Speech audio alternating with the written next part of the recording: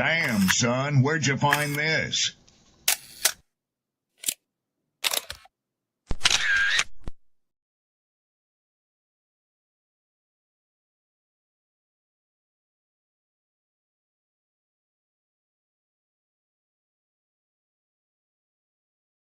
Who taught you to hate the texture of your hair? Who taught you to hate the color of your skin to such extent that you bleach to get like the white man? Who taught you to hate the shape of your nose and the shape of your lips? Who taught you to hate yourself from the top of your head to the soles of your feet? I love people as I meet them one by one. People are just wonderful as individuals. You see the whole... My great aspiration, my greatest ambition is to be so good. Now, in that way, I'm tiresome, as I suppose, to live with, because I want to be a fantastic human being. I am the greatest. We're not disputing that, Cassius, but how does Sonny Liston feel about it?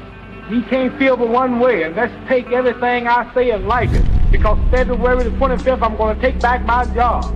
I'm the champ. He's no champ. He's a tramp. When you see men fall, don't laugh. Learn. Learn. Because you're on your way up.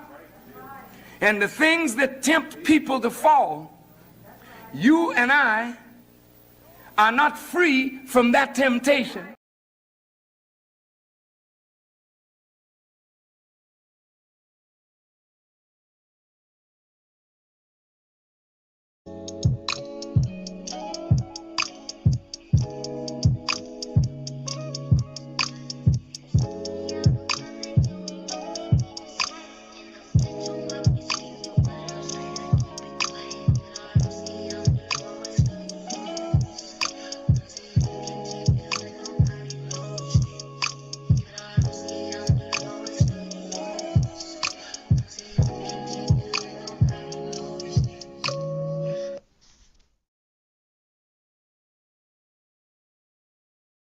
What's up? What's up? What's up? Peace and blessings. Glory, praise, and honor to him. I hope all is well with everybody. Man, happy Monday. What's the word? How we feeling? Did you enjoy your weekend? You start your week off the way that you're supposed to. I hope so. I want to give a shout out to everybody in the building, to the writers, poets, artists, to the hustlers. I'm not talking about the stereotypical ones. I'm talking about the ones that's really locked in, doing things legally, sweating, scratching, and clawing and bleeding. You live and actually breathe what you're doing. Because you know, at the end of the day, that there's a level of responsibility that comes with clocking in and out. Salutes to you, man. Much love to you. Y'all see the title. We need to talk about this, and we need to be very honest about what's happening, because quite frankly, there's too many people kind of being overly political about it. You're making it too accepting. I got Sydney in the building. I got Rob in the building. Good to see them back. Looking forward to hearing what everyone has to say on this matter. If y'all have any comments, leave them in the comment section. We will always respond and give you an answer if there's a question. Rob, Sydney, what's up? What's happening? Hello. How you guys doing? What's up, Sid? Sid? Yeah. Happy Monday. Good. Good. Well,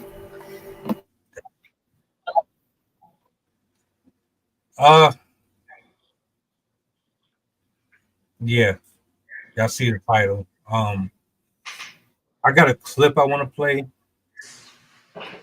and it doesn't really matter how we start this off, but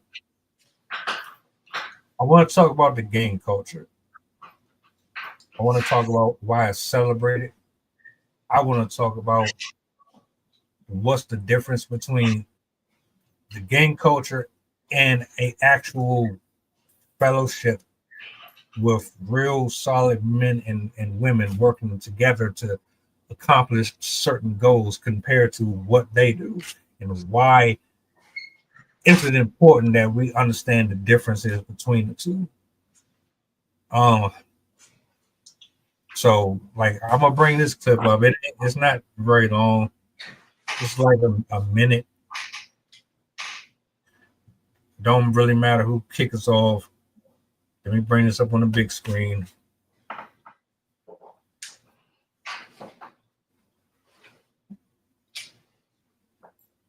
Doing it all over a street corner that you claim but don't own. You're doing it all.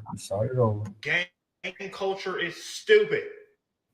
Being a gang member is dumb, because the whole point of your gang is to kill your own people, steal from your own people, destroy your own community. It's stupid. And you're doing it all over a street corner that you claim but don't own. You're doing it over colors. Make it make sense. It doesn't make sense. And then y'all go to jail talking about, free. Oh, keep him.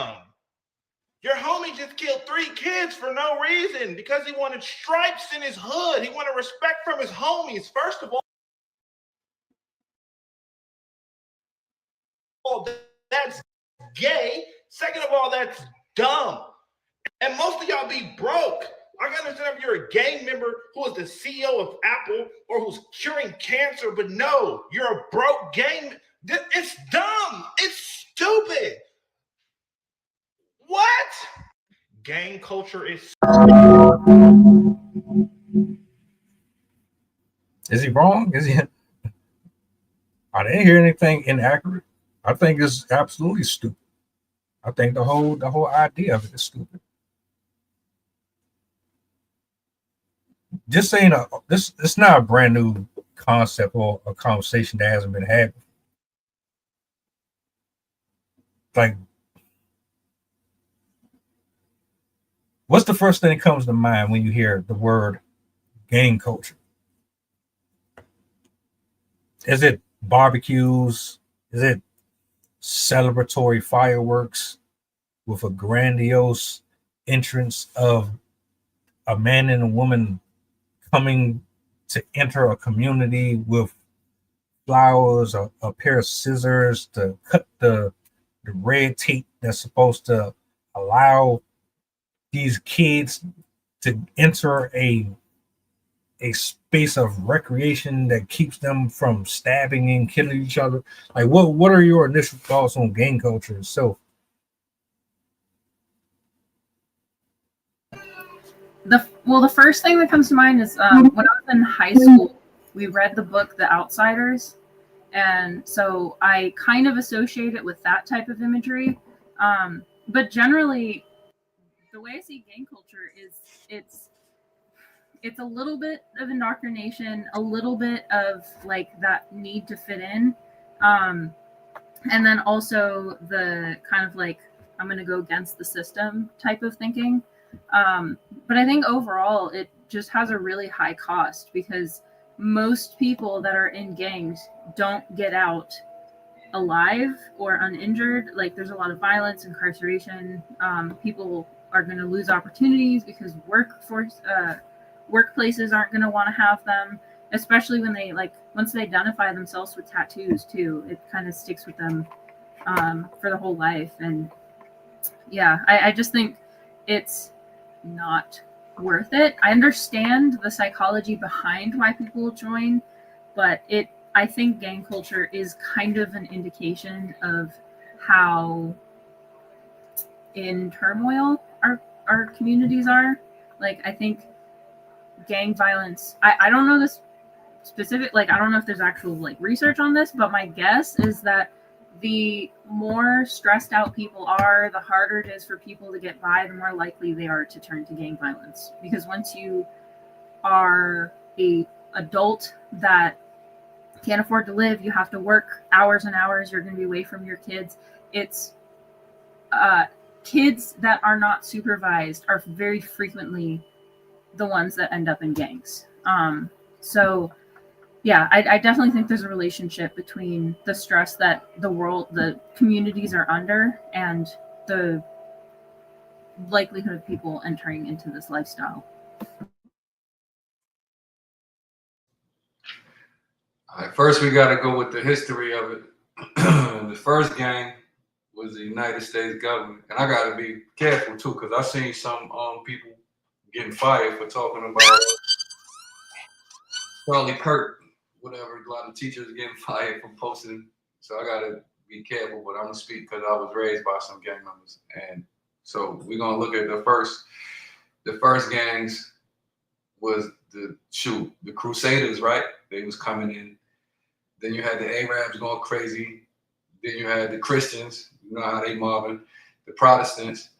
Then they came over here and they had the Irish gangs and the Italians and the Russians and the Germans and all that. Then, because the first mass migration in America was done on Irish. So how a lot of them got to stay over there, they decided to police the blacks. So when the slavery was over, the next gang was the KKK, right? So when they did all of that, we got to look at the history of why the black gangs and the Mexican gangs and the Asian gangs formed. They was formed to stop police brutality. And they had a moral code, and they had standards, and they supported education. They fed the homeless. They protect the single mothers. They built them houses. They were doing all of this. And then after a while, the gangs got infiltrated. And then it turned into like a snitch culture. And then the drugs came and then really screwed everything up, which we know that the drugs were purposefully put in our communities, and the money split everybody up, because the first gangs was not like that, even up until today, where even Larry Hoover was seen promoting unity, promoting education after all he realized he was doing that he did. And then also Tookie, when Tookie got life, Tookie Williams, when he got life, he realized that it got out of control, right? But we got to look at the original intent for those gangs was to stop police and government brutality in their neighborhoods. And again, they had a moral code. They had a street code. You did not cross each other. You could trust each other. You took care of each other. It just so happened that if you was born in these lines, you pretty much had to rep your set. And then even back in the days, they didn't even force it on children. It wasn't all of that. You was born into it. They was, you know what, we come from this earth, we had these circumstances, y'all gonna be better than us. Over the years, everything turned out. And then to now, to where there's still a moral code. And if you follow it, in some cases, it can be healthy. And to me, really is no different from the Democrats and the Republicans and the independents or the leftists and the rightists or whatever. And at the end of the day, what everything is crossed at is that there's no rules anymore. Anybody could do what they want. They don't follow the sets. They don't follow. Everybody is allowed to make their own rules. And I'll use Nipsey Hussle as an example. What a lot of people don't realize is that the day he got shot, was the day before he was going to do a gang truce with the sheriffs. And his set was so powerful. They was making so much money independently. He was giving people jobs. He was feeding the neighborhood. He had he pretty much set up a small Black Wall Street in his community, and he promoted uplift. So I wanted, you know, the new stuff and snitching on each other, and nobody's following, nobody's teaching the kids, and everybody's scared of the kids and all of that. It's a little out of whack. But if you really pay attention to it, and if everybody followed the rules, it would be a lot of safer communities. Now though, it's become a ploy, and they make it look like it's just Black and brown people. But who do we celebrate? We celebrate Lucky Luciano. We celebrate the mob. We celebrate Al Capone. We celebrate, you know what I'm saying? And to the point, what the biggest gangster right now would be Snoop Dogg. And I will argue that, okay, he did a lot wrong, but right now he does tons of stuff for the community that's not promoted. But again, it's become a money thing, and it's become a means of divide and conquer. See, I just based off of listening to the history and the rundown,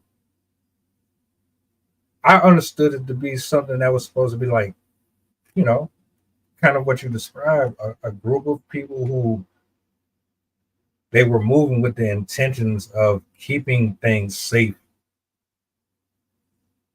And I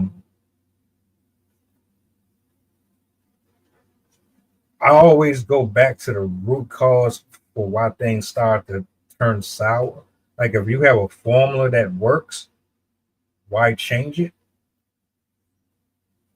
But the common denominator that always ends up being my point of reference is greed. Greed, power, and control. Because what do you need to protect people from? What's the point of having bodyguards and having folks with weapons? Well, what's the point of having a government or a system set up to maintain some sense of order? Because there's something that somebody wants. Is this from a place of purity? Like, I want to feed my family. Am I going to go out here and rob people for it? If push come to shove. If you're making it difficult for me to do it. Or you can go with option B and say, well, maybe I'm just programmed to want to do things the easy way. I want to take shortcuts. Or maybe the pressure is just so overwhelming, but the way that the world is set up, you need 3 and 4 jobs to be able to maintain your livelihood. Every time your check comes in, your money is gone automatically. You need something quick. I can't wait until 2 weeks. I need this right now. They getting ready to shut off all my stuff. Let me go ahead and call such and such. Let me go ahead and hit a lick real quick, and boom. But what I'm seeing is like this shit is more about celebrating a reality.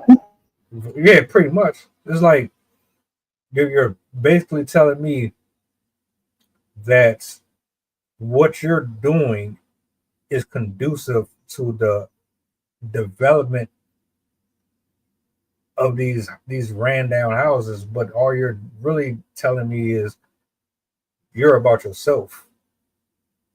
This has nothing to do with culture. This has nothing to do with black on white or white on this or that or that. This is more or less about you being indoctrinated spiritually through your own works. And I don't know, like I never really, something about it always just felt cheesy to me.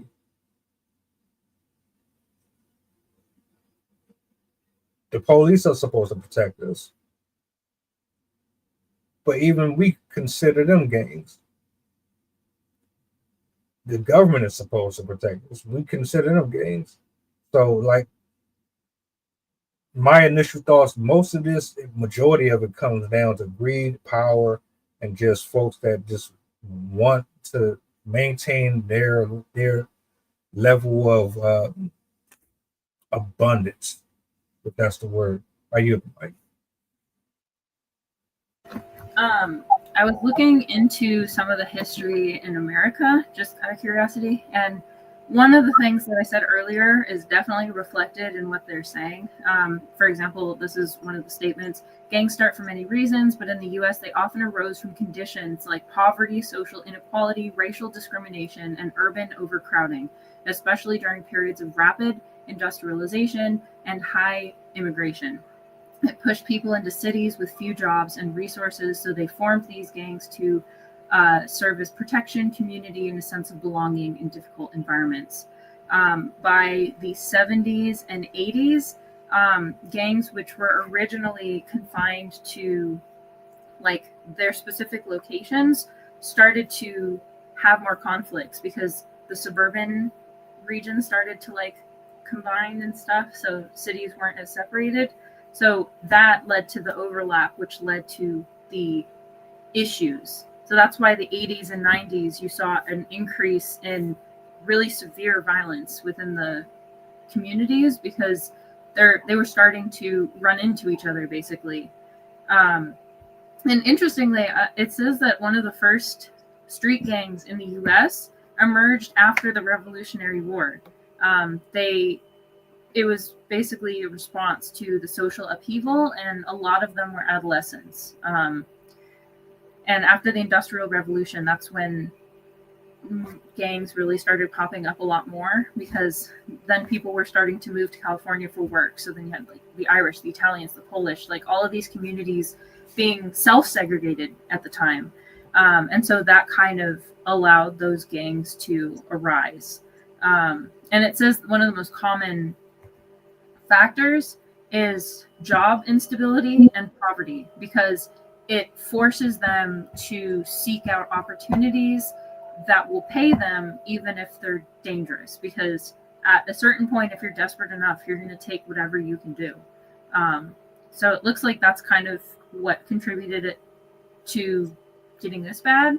And I think once we hit the 90s and 2000s, it probably changed because of the media to a degree. I feel like once you start having online communication between groups, that's when like tempers can flare even more, because then you can exchange more back and forth, more insults, more lies, whatever. And so it's easier to kind of contribute to the divisiveness between the groups. So I think that the technology advances also contributed to this, and then also overpopulation. And I would not be surprised if housing costs are also starting to affect gang cultures, because if you can't afford to live in a house, you're probably going to start doing desperate things to get yourself through life. So also just pointing out an irony that what happened to what's his face? Why am I blanking on his name? The one that just got killed. He got killed as he was about to say that gang violence is the biggest source of violence in the country, which is not true. The most common form of violence is murder. But yeah, he was trying to say that gang violence is the biggest problem in America. But I feel like I don't know if it's just because I'm not in it, obviously, but I kind of feel like they're losing their grasp on like their power, because I don't know why, but it feels like they're losing their power, their influence, but it just could be where I am, because I imagine in the inner cities it's a lot more prevalent than what I am seeing. I mean, again, like I said, I'm gonna be the devil's advocate lightweight, because It was the gang who used to check my report card. It was the gang who used to send me upstairs. It was the gang who often stopped me from doing something stupid when they see me. You know what I'm saying? I didn't join. The only reason I didn't join is because the same reason I ain't joined the Navy or the Air Force. I don't like authority like that to just be telling me what to do. I don't, especially if I don't know you. You couldn't just come and just be telling me what to do. But I could tell you firsthand, when we was hungry, the gangsters was the ones who was feeding us. When we needed school clothes, those was the ones providing it. When our parents was out doing what they was doing, they was the ones, you know what I'm saying? Them was the ones. And then at the end of the day, when you couldn't get no job unless you was mopping or sweeping, and it cost you more to go to work, and your family hungry, and they telling you, boom, you could come over here and we got you. You had a little sense of a family orientation, and then that's where most of us a lot of times got our father figures. So with that, you know, it was negative, but again, it's no different from what any other culture was doing. And then, like you said, Sydney, you was absolutely right. They turned it into a money grab, right? So those neighborhoods now, the little bit of pot that they got to eat from has to be split. Then you have these problems because now everybody's going out the same pot. You got the police infiltrating these people. You got the police also feeding most of this behavior, right? Because they was the ones a lot of times supplying the drugs and whatever it means, supplying the weapons and all of that. So a lot of times, you know, we'll look at it as bad, but there were some of them who did way more positive for the community than anybody will ever speak about. It just now we're going full backwards to where only the negative aspects of the culture are being promoted, and then there was the money. So we already know. I guess they remember when NWA was out, Negroes with attitude. I say it like that. Supposedly the industry heads of the music industry had these these private meetings, and decided that that's the only kind of music we're going to promote so we can fill the private prisons. I'm conspiracy theorist about that because nobody ever puts a name, but at the same time, you know what happens if you put a name, you might disappear, right? So when the culture became monetized, it became monetized negatively for us because, again, nobody said nothing about the Sopranos. Nobody said nothing about the Goodfellas. Matter of fact, everybody wanted to be like the Goodfellas. Everybody, until they found out they was the one guy was a rat.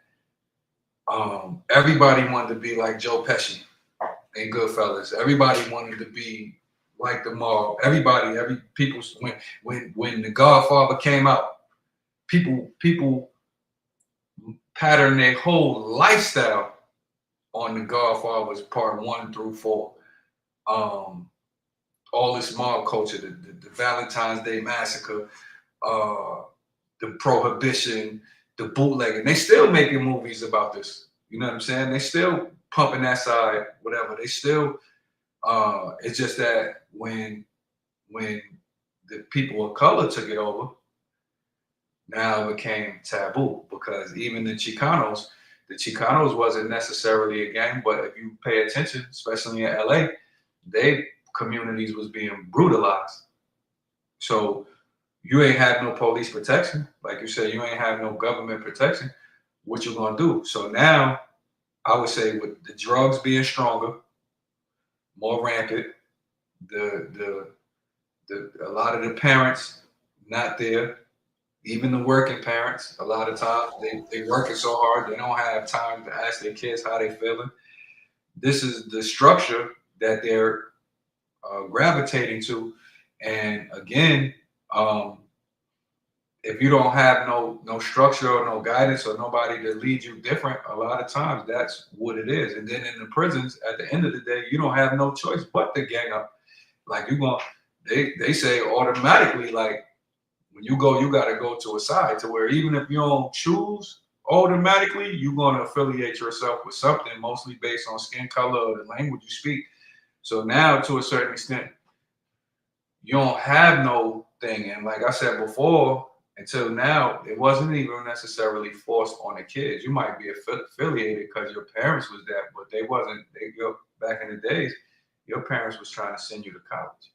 So now we got something like I seen somebody say, well, Cardi B promotes this stuff, but she told her daughter don't listen to this kind of music. They send their kids. Jeezy sent his kids to college. He talked about selling dope. He sent his kids to college. Like, who doesn't do that? You know what I'm saying? And then at the same time, the biggest problem with that is that we don't have nobody teaching the youth that this is entertainment. This is what sells, right? Because for us, when we talk about gangs, it's a problem. But for them, we celebrate Gotti. The Gottis, they had their own television show. We had the Mob Wives. They had they TV shows. Jersey Even video games glorifying violence. Oh yeah, Jersey Shore. They act like gangsters. GTA. You know what I'm saying? Mob mentality for the money. But then when it gets active, because this is how I know, especially for like I'm gonna say people of color. To me, when they're real effective in making change, they get outcasted or they get erased. Right? And look what they did to all of it. And then I'm gonna yield the mic after I say this. Look at all of the black gangsters. I just used them for example. When they changed around and went to start changing and start going back in those same communities, all of them got X'd out. And then they'll say the Black Panthers was a gang, and the Black Panthers didn't break no laws.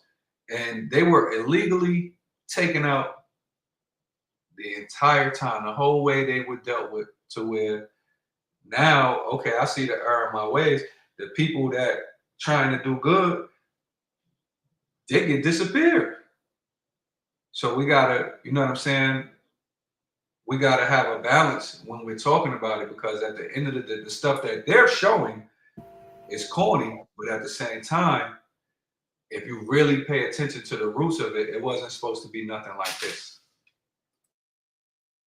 I think eventually at some point, everything that is good always gets watered down, or they feel a need to enhance it, or how can I put this?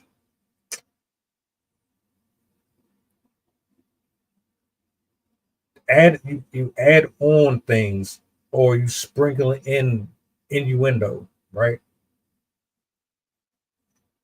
Like you're covertly attempting to brainwash people.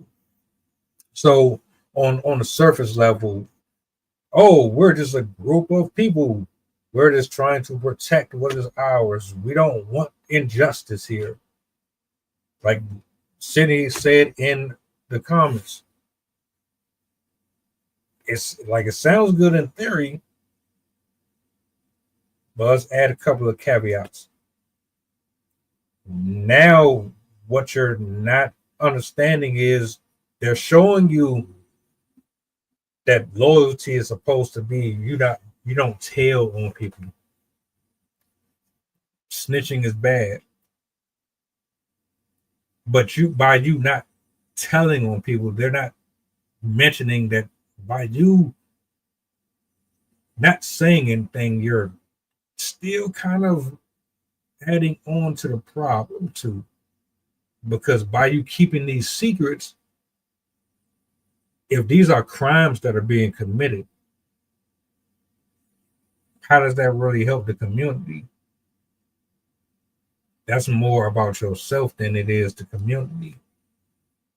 Because you don't want me to get you in trouble or put you in a position where you have to be held accountable for your decisions by marketing it as you're doing justice by keeping this criminal activity to yourself. That's innuendo.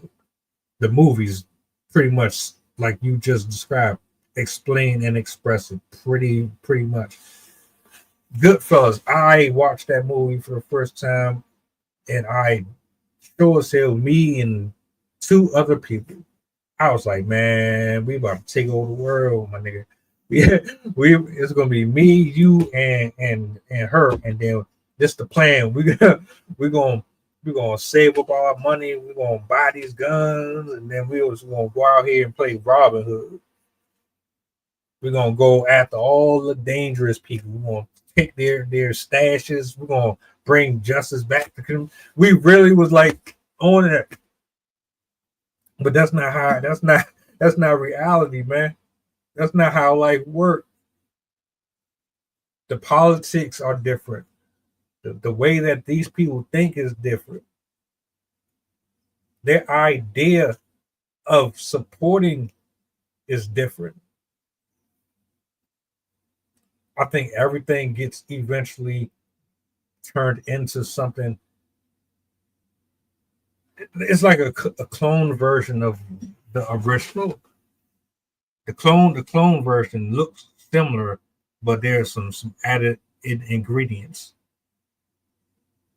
like taking medicine or something that says side effects may cause this, and this. They don't tell you about the side effects in the game culture. But they do make it look fun. They make it look hella fun, hella entertaining. And to your point, adults still act like this is something to be cool with. The youngins, they don't know no better. The parents ain't really teaching them nothing. And the adults are still acting like they're trying to hold on to what little youth they got left. It's all strange. It's all disappointing. Like from tagging and putting like spray paint on porches and on cars and trains, the graffiti stuff, like even with that, it's like, come on, man. You know how much money as a businessman I invest in this, and you're tagging my property, but y'all consider that art? Nah. I'm cool on that. Is it possible to do negative and positive and still get the same level of adoration for being in a gang? Can a gang do negative and hurt people while also simultaneously giving back? Does that not sit well with anybody else? Is it just me?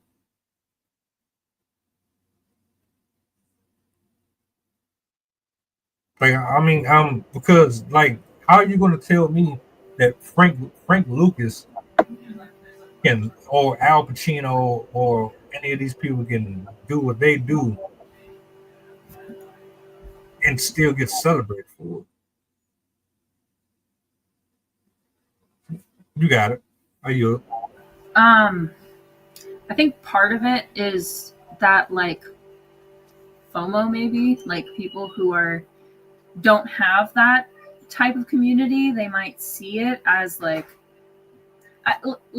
in psychology, humans tend to over exaggerate the good, and unless they have a like psychological thing, they often diminish the possibility of the bad things happening. They don't usually think that something bad could happen as a result of their actions. So I think there is a little bit of that element.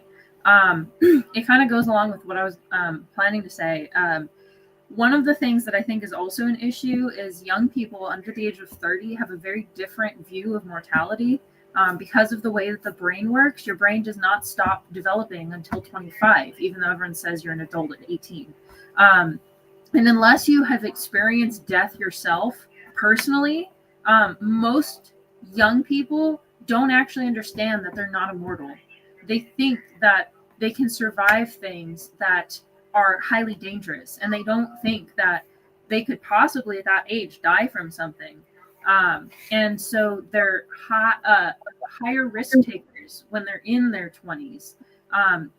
And most gang members are teens, 20s, 30s.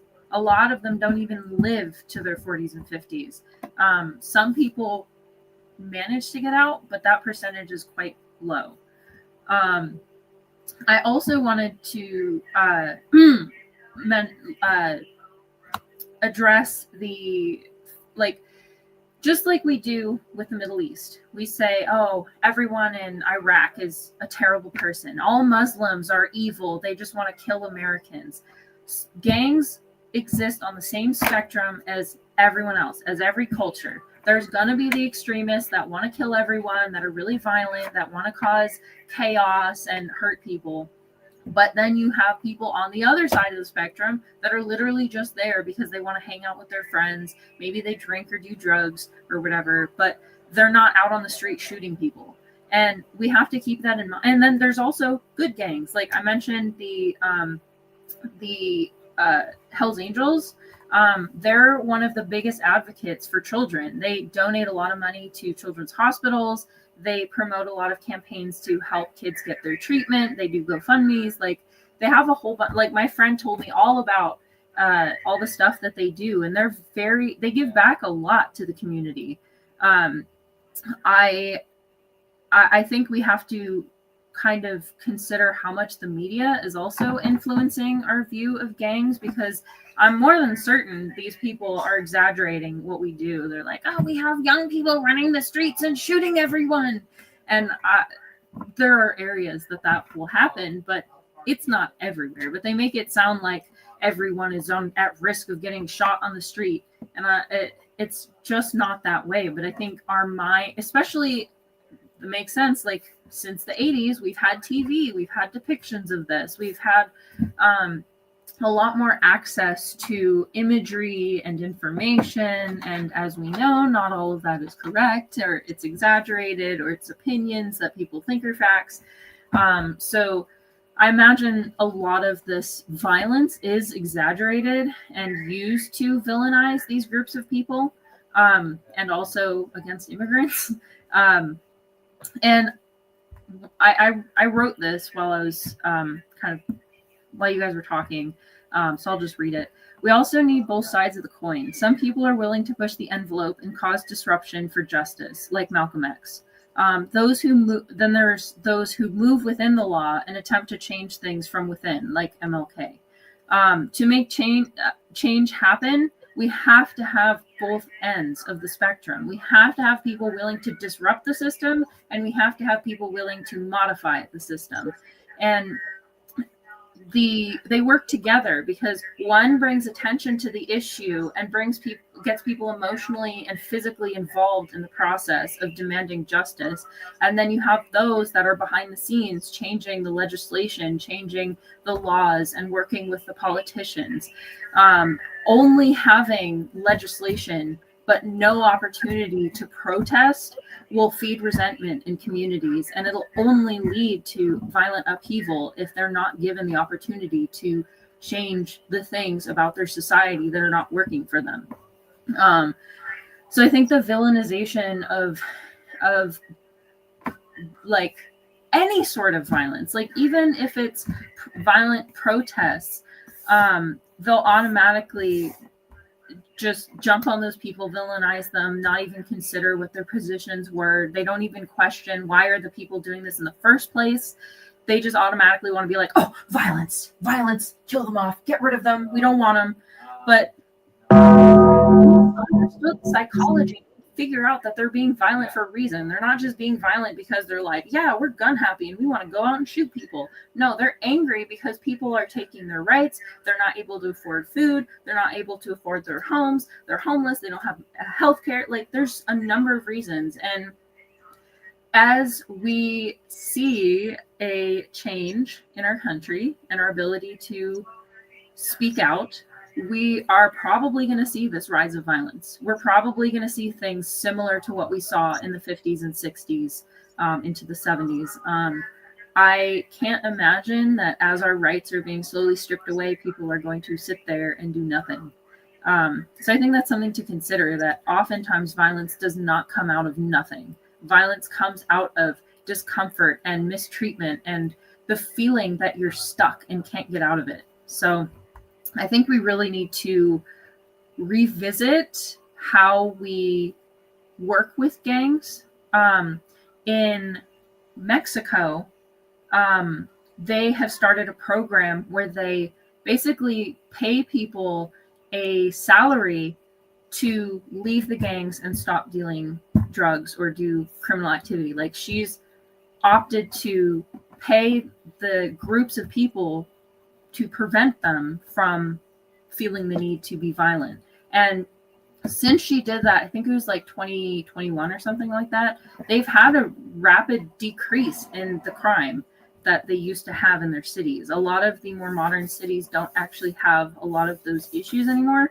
Obviously, they do still have some issues, but there has been a pretty dramatic change since she decided to work with those groups of people rather than just villainizing them, pushing them out, putting them in prisons. Especially, we all know, when you put them in prisons, oftentimes they're going to learn to be violent even if they weren't before, because when you're in prison, you're in survival mode. You are always having to watch your back. You could literally get killed for anything, a look, a quote, like whatever, sometimes for nothing. So we have to find a different way to approach our what we do with gangs and gang violence, because very clearly this is not working, and it's only really causing a divisiveness between law authorities and people. And I would not be surprised if there's a link between the rise in police brutality and gang violence as well. Because as you have the people that are supposed to protect you starting to hurt people and try and kill people for no reason, or like not even giving people proper justice and be like, oh, you look like the guy, so you're going to prison. I don't care. You're probably going to have people stepping up and be like, if they're not going to protect you, I will. So we really, really have to examine our society for what it is, because that is the root cause of gang violence, not the gang. Yeah, like I said, I'm glad you mentioned the Hells Angels, because they wreaked a lot of havoc before they changed their leaf, turn over a new leaf. Just like the Nietas, the Latin Kings, the Zulus, the Bloods, the Crips, the MS-13. All of that was formations out of poverty. Even Malcolm X, if you really pay attention to Malcolm X, even when he was with the Nation of Islam, they really wasn't even breaking the laws. And then when he broke away from them and he formed the international group where he had all different cultures, they definitely didn't break the law. If anything, all of the gang and the mob violence was afflicted on them. Him and Martin Luther King. They was firebombing their houses. They was giving his family death threats. They was killing their people. They was locking them up for no reason. You couldn't even walk across the bridge without getting your head bust. And a lot of people think that was only happening in the South. It wasn't. It was all in Chicago. It was all in New York. We know for a fact right now that Buffalo, New York is one of the top 5 most segregated places in the country. Youngstown, Ohio. Chicago, you know which side. It was 2 sides, the white side and the black side. You ain't go over there. So if anything, the gangs that's glorified, they still getting away with it, and they're not organized. They're not looked at as terrorist groups. When you look at what happened on January 6th, that was gang culture to its finest. To me, it was a big game of catch the flag. But guess what? They said Black lives don't matter. Then they said Blue lives matter. They killed police. What happened to Blue Lives Matter? They let those people go. They was trampling people, beating people, spraying them with mace, beating them with batons. They ain't do that. But a couple of weeks before that, when the people of color organized, they was hosed down by the government to clear space for this guy to come through and do his speech, where he even held the Bible upside down. But they ain't call that. That happened multiple times too. You feel what I'm saying? They ain't call that gang activity. So we gotta, you know what I'm saying? Like you said, Cindy, we gotta watch how we define it and how we portray it, because a lot of it is not is lopsided the way the media portrays it. And y'all are right. I studied educational leadership and policy for 2 years, or 4 years. And I found out in a nerdy way, research oriented, when you put out a new policy, you have intended consequences and unintended consequences, meaning like what you said, we put out this medicine, it's gonna heal headaches, but guess what? It hurts your liver. It hurts your big toe. Wooty woo. And that's the same way that it went with the gang culture. And now, again, as one big distraction, they're making it look, oh, the immigrants are the gangs. No, who's doing this stuff? Like even and listen, before I gotta really like hold back today, because I'm ready to get crazy with it. I ain't finna lie to you. The guy just got shot. They threatened the HBCUs. My HBCU here, Florida A&M University, Florida Agricultural and Mechanical University, right here in Tallahassee, Florida, had to close down for a day as a result of what happened to Charlie Kirk, which was done by a white person. Nobody sanctioned. White Republican with MAGA family members. Nobody sanctioning them. Nobody stopping MAGA. And they literally caught a picture of him at 16 with a bazooka. Right. And whether Trump, that assassination plot was real or fake, nobody condemned that, really. He used that as a trophy. Like, oh yeah, we're gonna fight. Who? Who are you fighting? Who are you fighting? Because guess what? We're not the problem. That's y'all against each other. They ain't really come. Matter of fact, they use that to generate even more violence. Oh, he's going to be remembered, da da da da da. And instead of going at each other or finding out who really did it, y'all blaming people of color. We don't even have the means or the resources to do that. He got killed at a primarily white institution, right? But we could get fired if I say the wrong thing, or if I say too much. I could have my job tomorrow. You know what I'm saying? And that's crazy. That's gang behavior. At least 3 people so far in the last 2 days that I've seen have gotten fired for what they have said. All 3 of them were Black women. One of them was the only Black writer at the New York Times, and she was fired because she said that she disagreed with the support for him.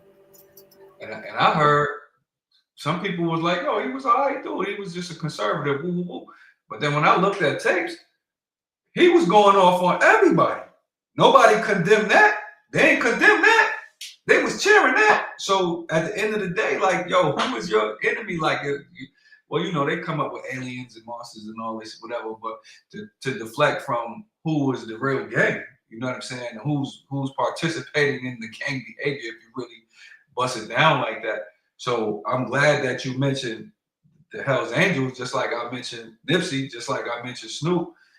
All of these people, they started out good. They might have came bad, but then they realized, and now when they're doing good for the community, that's when they get X'd out. That's a problem. When this gang violence has been going on for over 400 or 500 years, and we know who it is aimed for, to the point where they named the place down here Alligator Alcatraz, because if they run, they're going to run in the swamp, and there's a good chance of them being eaten by the alligators. They're locking up people here 20 and 30 years. You've been here 20 and 30 years? That guy's family was immigrants. His wife came in immigrant.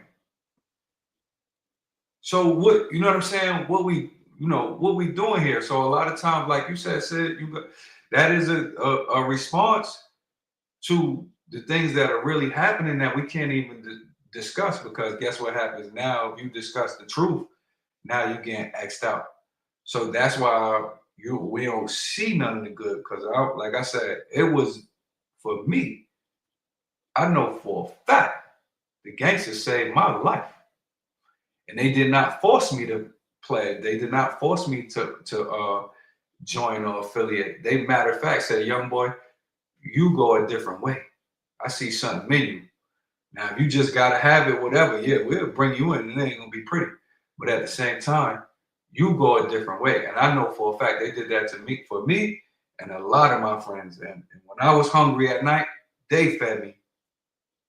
When I needed protection, they came to me. There was time when police didn't even want to help us. They was the ones there. They was the ones standing around the schools making sure nobody get robbed and all that. They was the ones making sure the kids had parental guidance and knew to go upstairs when they was the ones. And at the end of the day, what happened with them? They couldn't get no jobs. They couldn't get nothing gainful. They wasn't promoted to, you know what I'm saying? We know back in the days, we ain't had no representation at all. Like you ain't see no doctor that looked like you. You ain't see no lawyer, no judge, no pilots. You know, so a lot of that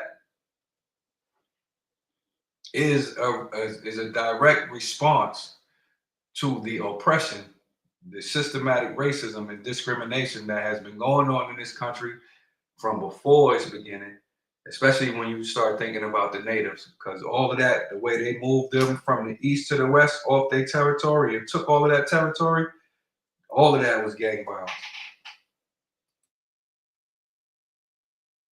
While y'all both were, articulating yourself, shout out to this new little feature. I don't know if y'all can see it on y'all side, but I got a feature over here on my side. It's a notes feature. So, like during the stream, if y'all have things that you want to jot down so you don't forget them and you can come back to them later, you can put them there. I have mine set up. So I got 4 questions, but I want to reverse it and start from where he left off at. Can I add one thing? Go ahead. Well, one thing was a joke. I was like, oh, so what you're saying is we should put gangs back in schools so they could protect the children. Maybe they'll do a better job. But when you're saying the stuff earlier about how like the government is basically a gang and how they're treating us, the perfect example, like all the stuff with Charlie Kirk and whatever, he's getting all this attention and he's lauded as a hero. They're calling it assassination. Meanwhile, nobody says jack off about the 4 senators, congresspeople, the representatives that were shot in their homes. 2 of them died, 2 of them were injured. Nobody says a thing about them, except for all of us that are like, where is this? Like, how come you didn't lower flags for them? How come you didn't do any sort of like investigation like you're doing with Charlie Kirk? Like, what is, so you don't care about them? They're making it very, very clear that this is gang violence against the Democrats. There's the Republican gang and the Democrat gang, and the Republican gang wants us gone. And I think that's something that a lot of people don't consider, that the government can very much take on a gang-like activity. Like, even in Soviet Russia, they basically had gangs that were patrolling the streets. In Germany, even before the you-know-who's showed up, they had gang issues. Like, this is not a modern problem. Like, this is something we've been dealing with, but we've been so, like, pacified since the 50s that the government loves you and cares about you and wants the best for you, and they don't care about us. They are here to take what they can from us and leave us as vulnerable as possible, because vulnerable people are cheaper.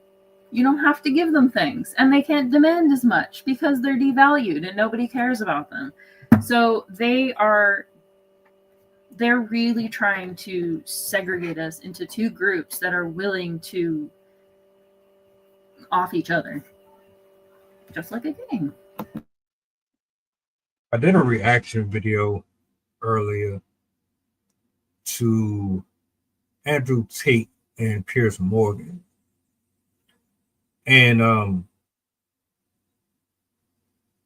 it was funny that you had brought this up, Rob, because Andrew Tate was trying to paint this narrative as if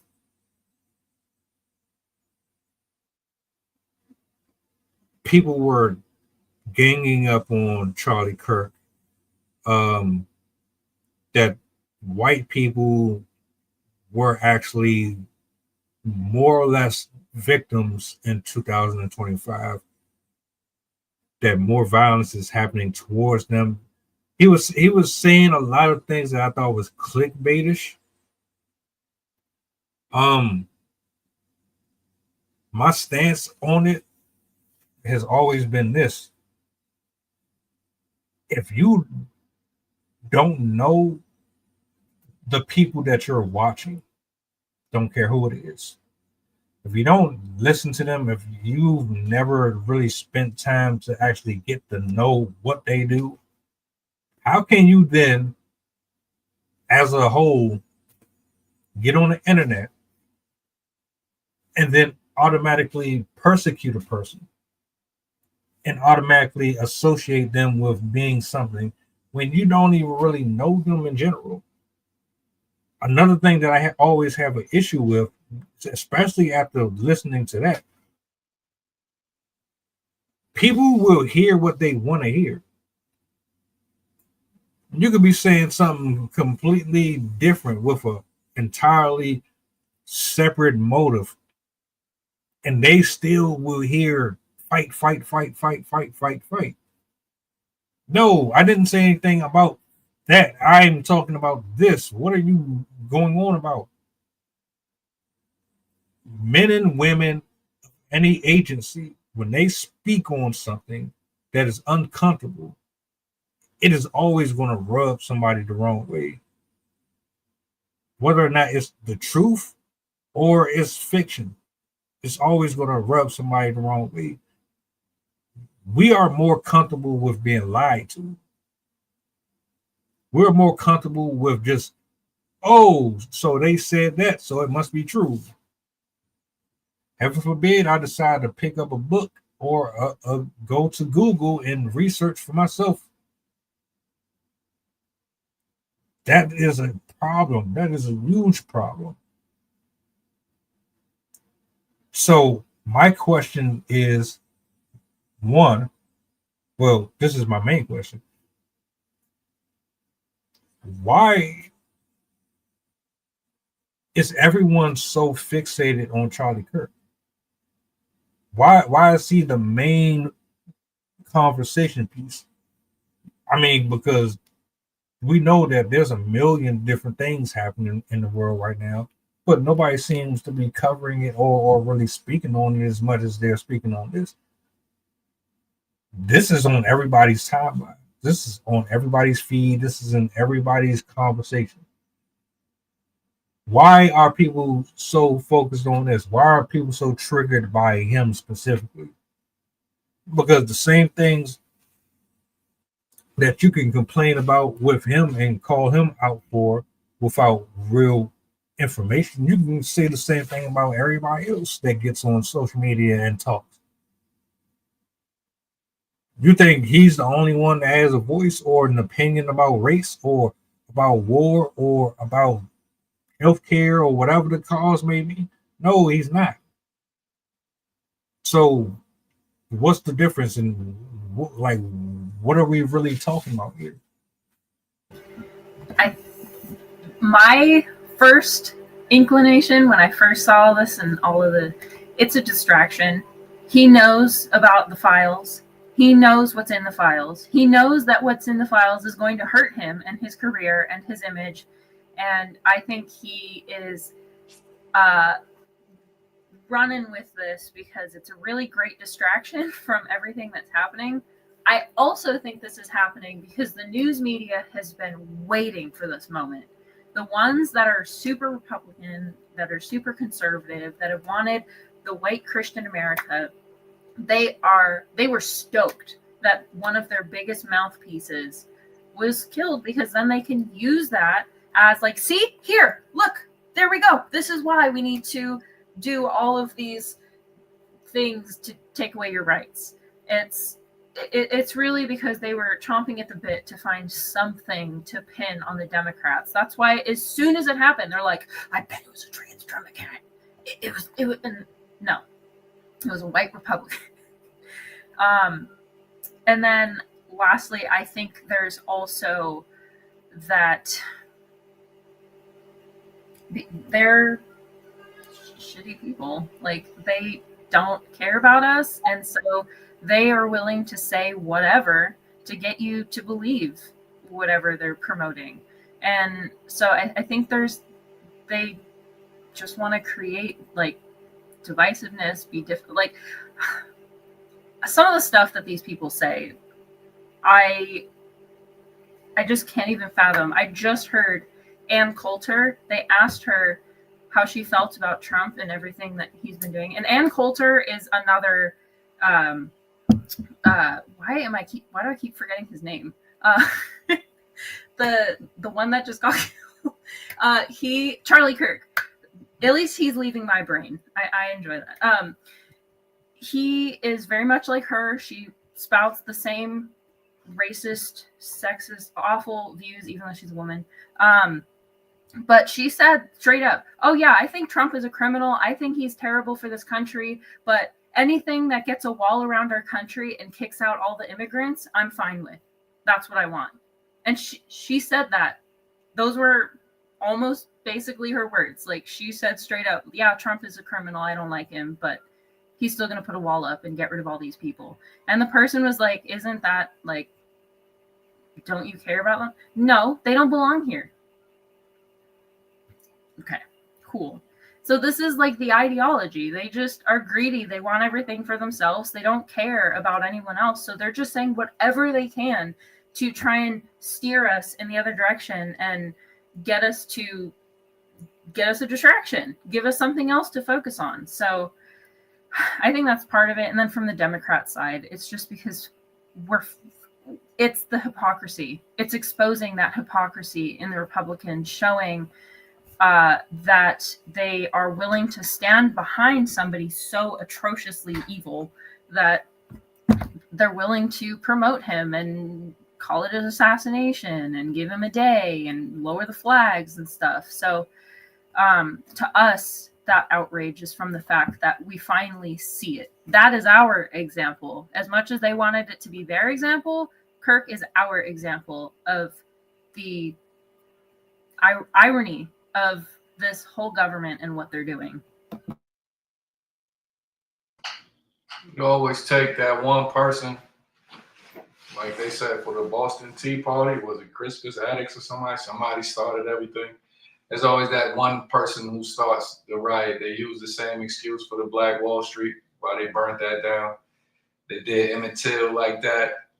Remember the last real crazy outrages we had, which was only right, was definitely justified the Trayvon Martin.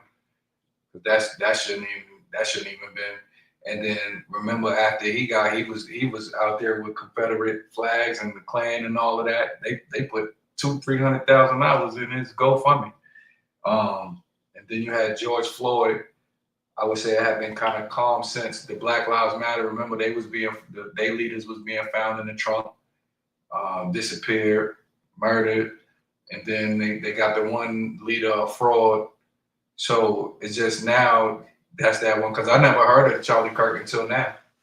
I never heard a word he said. I had to go back and look at clips, and to me, he pumped a lot of hate. He was pushing a whole lot of hate. So when you got people that don't want to change things, they want the easy way out. Like you said, Sydney, they don't want to share. They always get behind that scapegoat. He was one of them. And if you really pay attention, I'm gonna say this guy that's in the White House now has been pumping violence since day one. Never him doing anything. But remember, he said he could go in New York. He said they love him so much in New York, he could go kill somebody in broad day and they won't do nothing. So he been calling people cowards and and scum.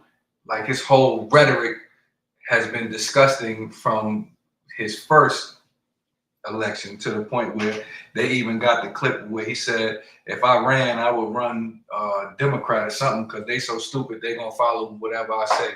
And a lot of times we look at him as the culprit, but he's not. He has backing. He has millions and billions of dollars of backing from some elite people, but also, regardless of what, he has 70 million people that were willing to look past his indiscretions in order for him to have it rather than somebody with some sense. I do. The one thing that I would say also is that the Democrats, they follow the same, because you cannot possibly say, well, you know what, I don't like that guy, but yeah, he's getting the immigrants out. They're immigrants.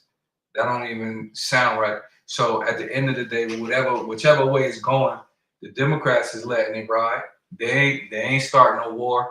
They ain't they're not saying, they're following the same laws that continue to produce these types of people from both sides. Because at the end of the day, what we do know now, back in the days, the Democrats was the Republicans and the Republicans was the Democrats. They just switched sides, right, for political. But it's birds of the same, what they say, two wings on the same bird. Because if you're seeing all of this stuff going on, if you know this guy's a felon, you know this guy was supposed to be locked up or whatever, and even with everybody deserving second chances, and you don't honor that, you still let him run rampant, then guess what? You as guilty as he is. You know what I'm saying? So one is overt with their prejudice and their extremism, and then the one is covert. They hiding. And how I hear it, I have so many conversations with people who say, well, you know what, he does have some good policies. Like, what?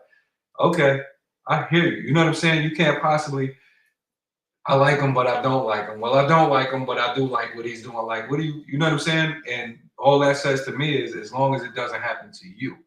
Now let them come to your door and knock on your door with all of that extremism and all of that. I bet you say something different.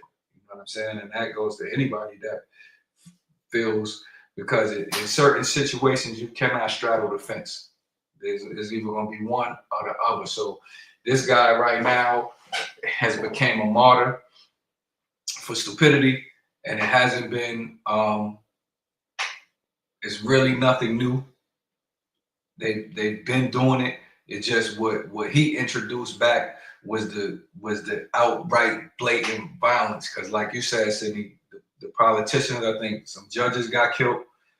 And I'm gonna go as far as even Biden. When Biden, but right before he left, he pardoned some horrible people.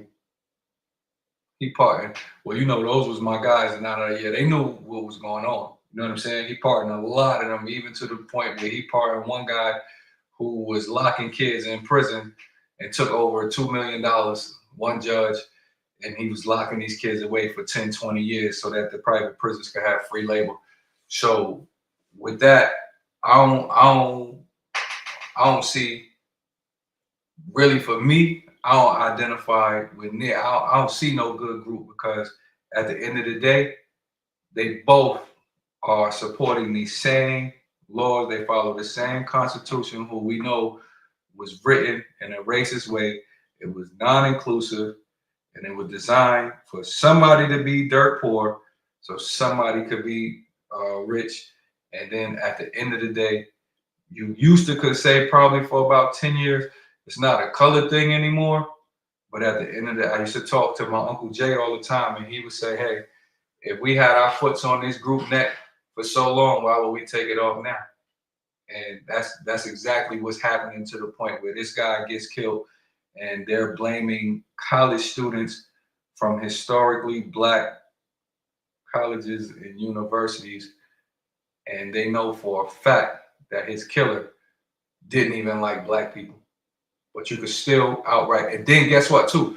You could still put an outright threat to where you had these places around the country closing, and they ain't have nothing to do with nothing. So you still willing to kill, shed innocent blood for this stuff that you represent, instead of looking at the facts and say, we got to get ourselves together. And Chef, I agree. And I don't mean to cut you off. Hey, Sydney, I was thinking about what you said, the joke. I'm sorry, bro. I'm going to say this real quick before I forget. I've been trying to get the rappers and all that to talk to my students all this time because guess what? They will listen to them and the gangsters before they listen to a lot of us. I can believe that. I've been listening to a lot of videos recently on teachers, and I keep thinking of you. The stuff these teachers go through, the stuff the kids say to these teachers. I'm not surprised they might idolize gangs. Like there was one teacher that listed off things that students had said to her, and they would say things like, "You look like you belong on the streets. I'm surprised you're married. Look at that fat ass." Like they were saying so many disrespectful things that it makes sense that they might idolize somebody that seems like against the grain and like rough and tough and like you look cool, like you're living the fun life and whatnot, like running around and doing whatever you want. And they're sitting in schools like, oh, I don't want to have to write. I don't want to have to read. I don't want to have to do what people are telling me to. And so they're like, I want to go to the place that they let me do whatever I want. And so I can see how these would be very enticing, especially to youth. There's a study they've done that shows towns that have very little in them, particularly like small towns that don't have town centers or malls or places of recreation, parks and stuff for people to go to. They have some of the highest rates of violence, particularly by young people. They have the highest rates of young criminals because if you live somewhere and you don't have anything to do, you don't have anywhere to go, spend your time, you have your house and you have the streets, you're probably going to start causing havoc. You're going to maybe break into properties. You might start stealing. You might start like sneaking out at night and sneaking drugs and sneaking things that are more exciting than the empty surroundings around you. So I there's also that element of we need to get kids off iPads and start getting them back out there, like back at parks, start getting them hiking and like doing sports and stuff. Like a lot of these kids are so bored out of their minds. They don't have anything to do. They don't have any particular skills. Their parents aren't around. They're working really hard. They're trying to make ends meet, working 3 jobs.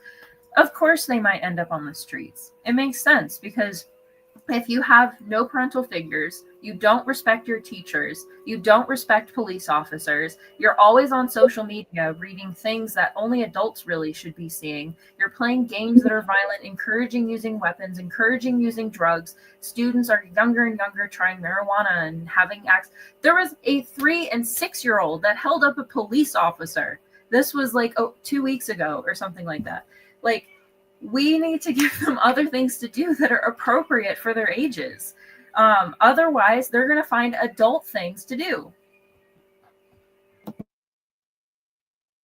And let me add on, in addition to both of your points, let me acknowledge Chef real quick before I forget. Chef, I say this all the time, brother. The political party is bullshit. The Republican Democrat shit is bullshit. There is no either. They are just panderers and grifters. The reaction video that I did earlier proved my point. They play the field. They keep it neutral. They want you to think they're on your side while also being safe so that they do not get in trouble. So they tread the waters. They play good cop, bad cop. That's all that shit really is. Now, this is what I think you two are kind of talking about. I did a reaction video to this a while back. Funny how I found it. But this is pretty much what a lot of these kids are growing up to. Guys, what is this called? What could you do with 2 B's? Yes, you is a BMB. Good job. Get your dime in the BMB. What is this called, guys? Good job. A dub.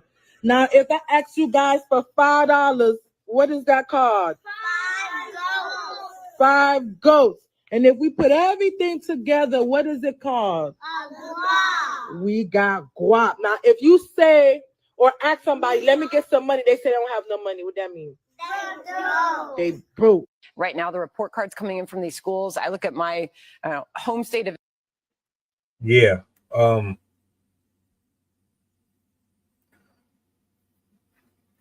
Can't tell me that these people don't have agenda. I did not go to school and have teachers like that.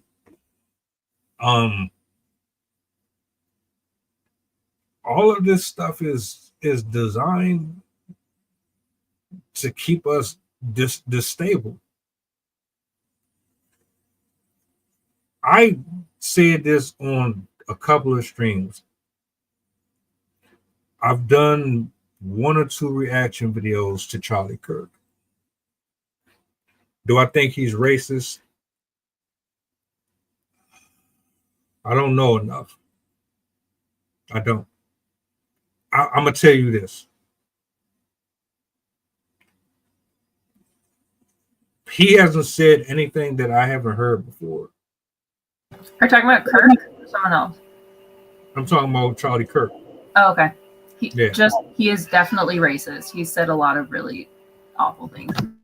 I mean, my point is, like, he hasn't said anything that I haven't heard before already. Like, we hate each other. Black people absolutely hate each other. Y'all can sit up here and say you don't, and say you're not a part of the problem, but you do realize that stereotypes exist for a reason. I don't agree with everything he said. I don't agree with everything that a lot of people say. The fact of the matter is, all right, put it in perspective. Why does it take someone like him to have those type of conversations? Why did it have to be him to do it? Why can't we just do it? It's uncomfortable.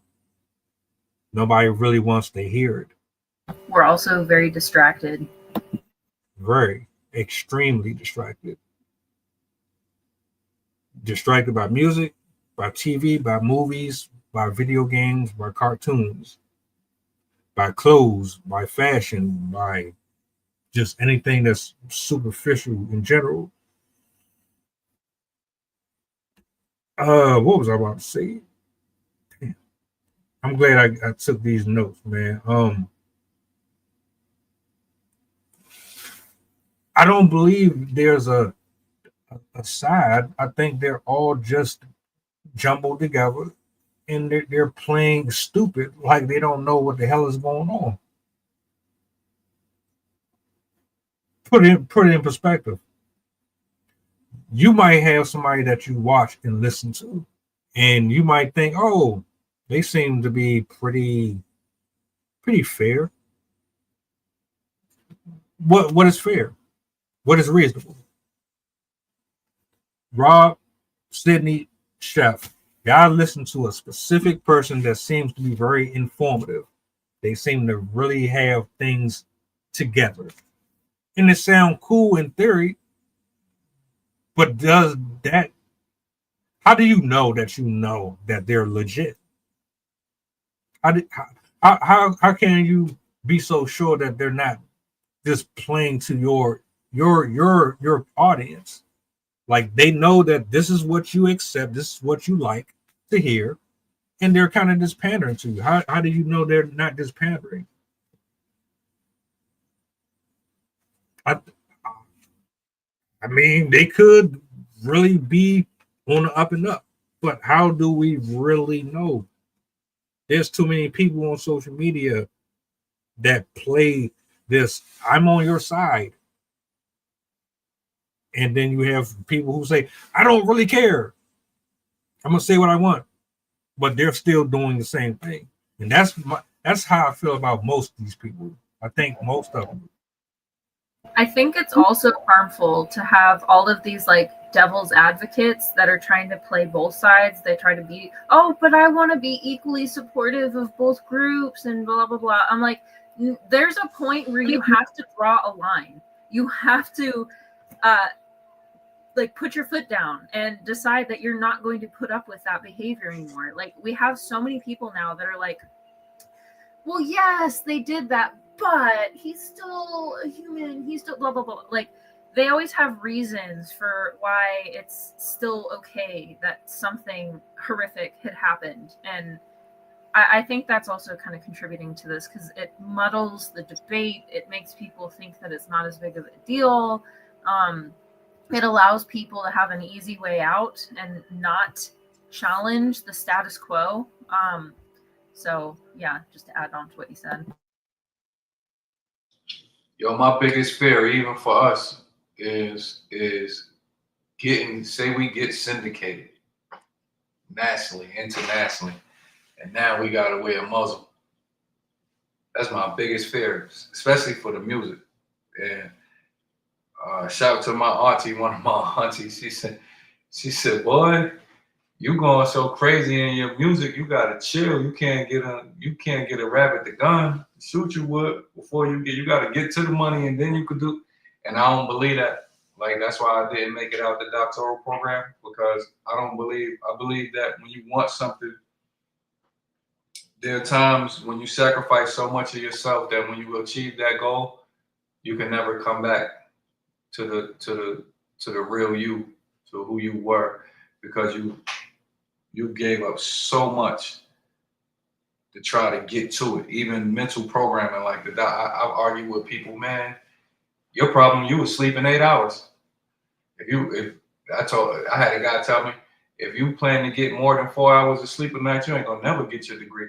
Well, I ain't gonna never get my degree then. You know what I'm saying? Because that's program. Oh yeah, yes, chef. International Raw. Shout out to you and Squish. They told me, you gotta chill. You can't be putting out your views and all that. You gotta infiltrate the system, and then once you infiltrate the system, you be straight. I don't believe that. I believe that you give up so much of yourself that by the time you get there, you're not effective to the ones you originally meant to help. And I think that's the same thing to draw it back in, that what happened to the gang culture. It started out meaningful, meaning well, but then it just turned into sort of a free for all. And I'm going to say that for our culture as Africans of American descent or Americans of African descent, we know for a fact everything from the movies to the government has been designed to tear our unity apart. Every single thing, to where even the people that did stuff legally were ostracized and outcasted. So now for me, as in, what makes me first of all, I ain't gonna never get on here and act like I'm high and mighty. I'm telling you straight up, before they come, I was a piece of crap. I'll tell you to your face. You know what I'm saying? Am I that anymore? No. Do I do those same things anymore? No. And I also do a lot of things to prevent those things from happening in our communities. So all of the extra that come with it or whatever, when you hit those levels, that's terrible that they do that, because we know at the end of the day, when you get to the top of your game in this country, you become the #1 target, and more people often want your downfall than they want to see you succeed. And it's what's crazy is that you be in a whole different lane. They could have chose to go in. They got the same 24 hours, but it don't even matter. So again, with this culture, when you look at it, who just did the Super Bowl, the most celebrated, they celebrated Martha Stewart after she went to prison more than before she went. You know what I'm saying? So this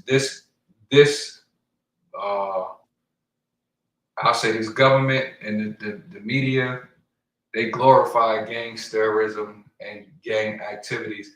They just skew it to who they appreciate for being gangsters and not, because I remember for a certain extent, just like you said, when you watch Goodfellas, everybody wanted to be Italian for a little while. And it wasn't for no pasta. We wanted to be the mob, including me. We wanted to be the mob. You wanted to move like the mob. And that's just what it was. So now a lot of this stuff has gotten lopsided, and it's making it look like all of the immigrants are gangsters and da. When we see that that's not the case. The same old gangs that have been doing their thing are still here and clearly very effective. Final questions to wrap up, because I think we covered a lot. Matter of fact, y'all covered a lot. I mean, I gave my here's and theirs, but it's like, shit, for real. Y'all were the MVPs tonight.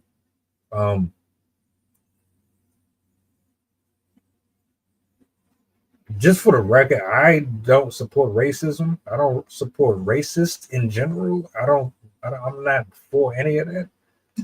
I guess I'm just like, let me just get to the questions. First question. If would violence in the gang culture, would all of that cease to exist if we didn't have money problems? And the second to last question, are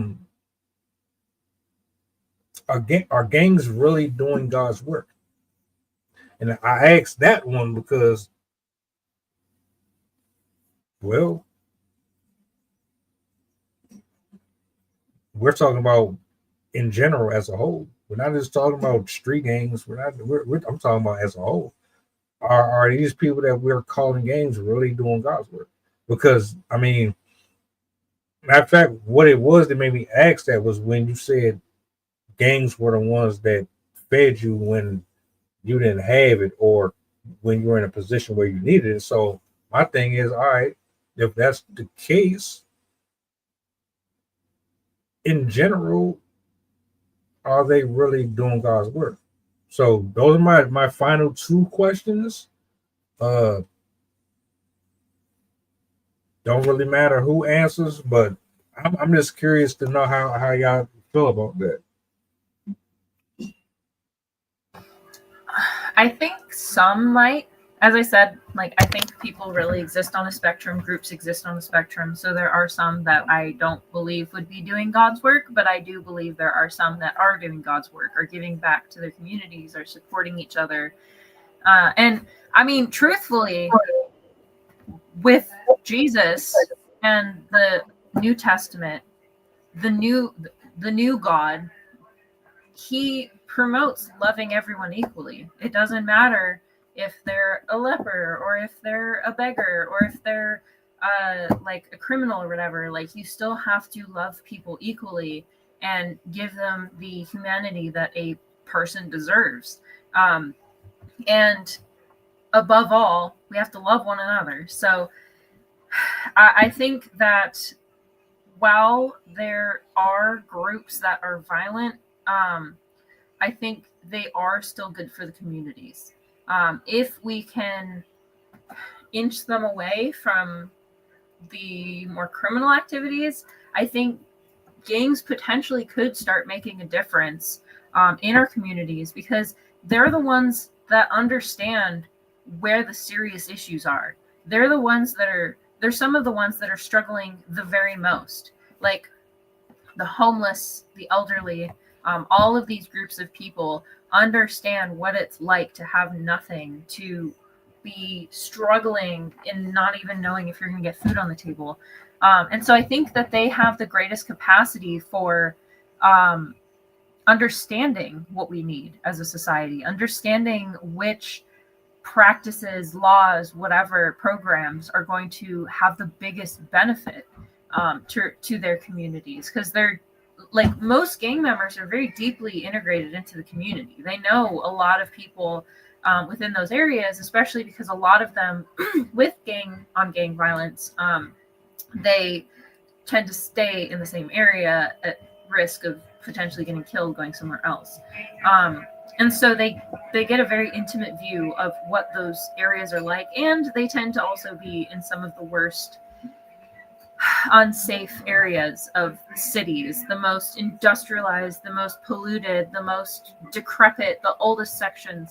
And so I think if we created, I don't know how it would be done, obviously, but if we found a way to reduce their needs to use violent methods for things and helped people genuinely with resources, such as medical care and water, clean water, food, housing, all that stuff, like I think we could have a decrease in the type of violence that's perpetrated by gang violence. I don't think, just like Chef said, they would still exist. So I don't think we're ever going to be able to get rid of them. As I was reading a comment from somebody saying that it's kind of the oldest, most original form of human existence, because in the beginning we were very tribal. We were like, tribes didn't get along with each other. They'd be fighting. There would be killings because of that.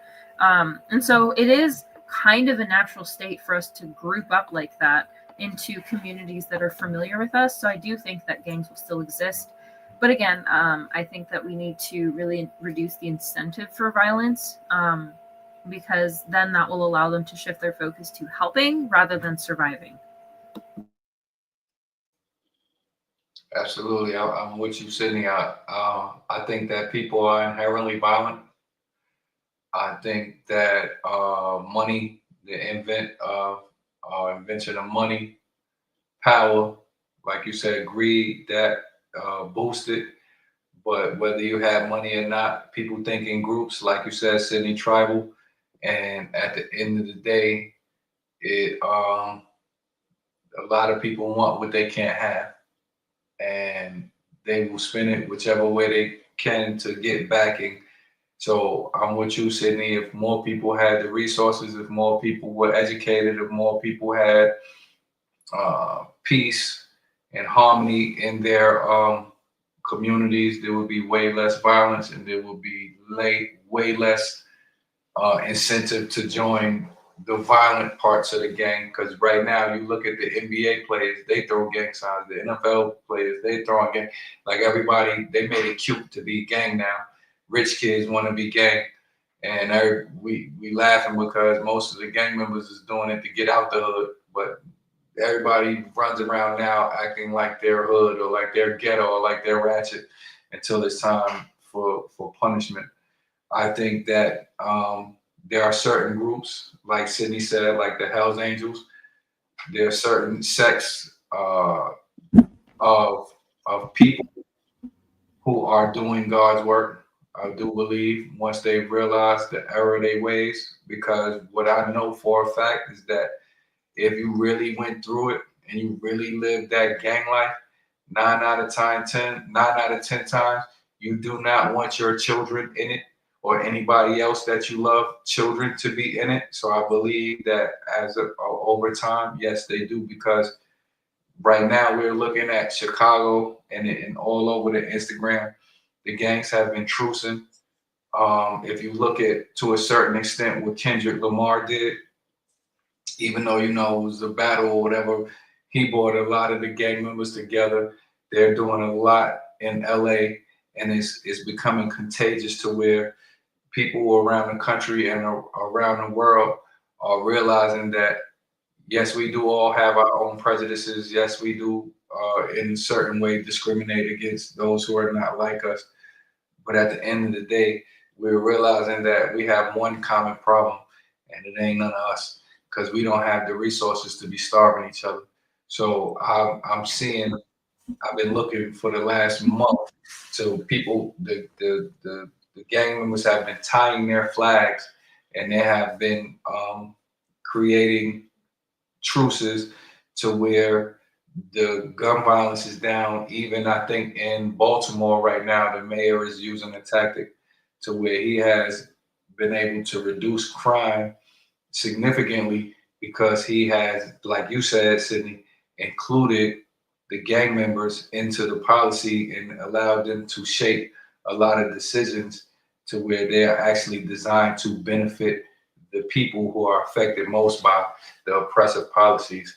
So yeah, there are certain sets around the country and around the world who are, I even look at Brazil, like Rio de Janeiro. If you look to a certain extent, a lot of those people in the different favelas, they actually set governance to where in their communities with their rules, the crime was way down. So yeah, I believe it can be done because I want to. Most people, even though violent, they are inherently good. And at the end of the day, when you see the damage, once you grow up from that, because as a kid, you want to tear stuff up. That's what kids do. But once you see the error in your ways, a lot of people, they do change. And if nothing else, it may be too late for them, but they are going to make sure that the children are not experiencing the same things.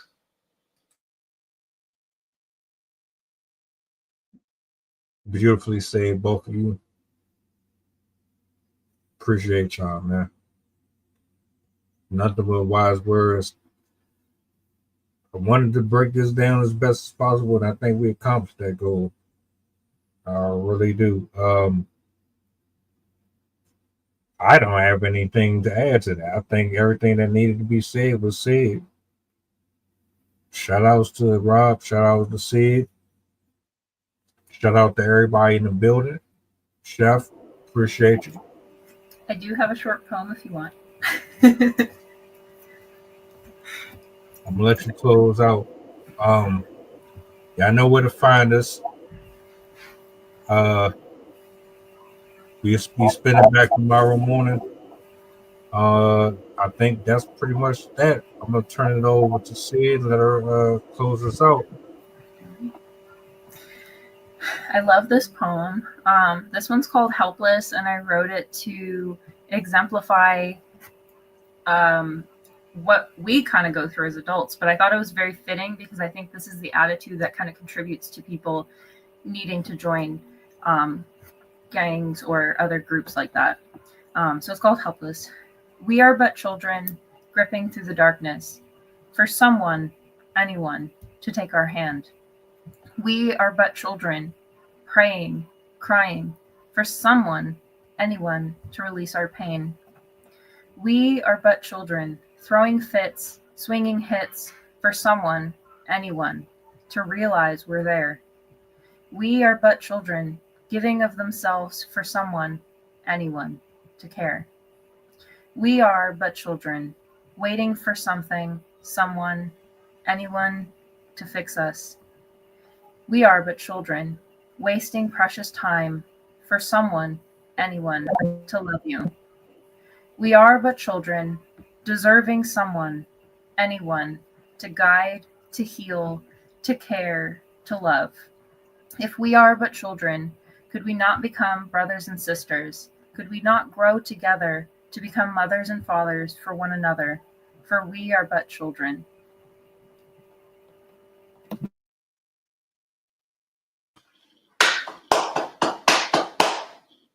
And that's a wrap. Shout outs. Sid, shout outs to Rob. Shout outs to the people, man. Y'all already know the vibe. Put your goddamn button back. See you guys tomorrow, Lord willing. All right. Hey, all day. Y'all too.